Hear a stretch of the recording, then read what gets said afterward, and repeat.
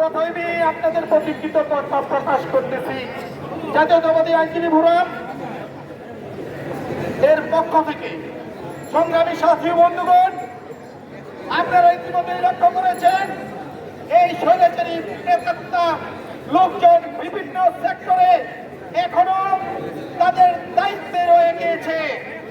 সংগ্রামী সাথী বন্ধুগণ, আপনারা ইতিমধ্যে খেয়াল করেছেন বিগত স্বৈরাচারী সরকারের সময় যে সবচেয়ে বেশি ক্ষমতা অপব্যবহার করেছে সেই জুকার রাষ্ট্রপতিকে দেশ ছেড়ে পালিয়ে যাওয়ার কৌশল করে দিয়েছে বর্তমান দায়িত্বপ্রাপ্ত যারা আছেন তারাই।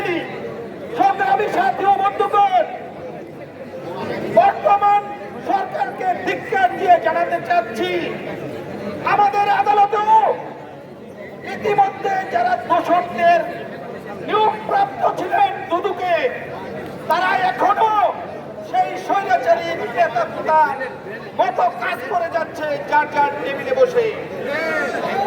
আমরা আজকের এই আইনজীবী ফোরামের প্রোগ্রাম থেকে হুঁশিয়ারি উচ্চারণ করে বলতে চাচ্ছি, যারা এখনো দুদুকের চেয়ারে বসে আছেন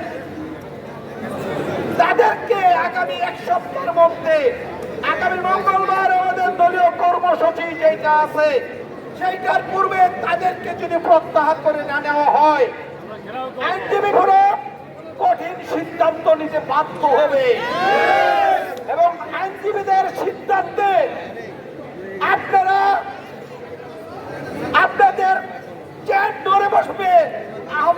যারা উপদেষ্টা আছেন তাদের প্রতি দৃষ্টি আকর্ষণ করে বলতেছি, আগামী সপ্তাহের মধ্যে তাদেরকে প্রত্যাহার করে নেবেন।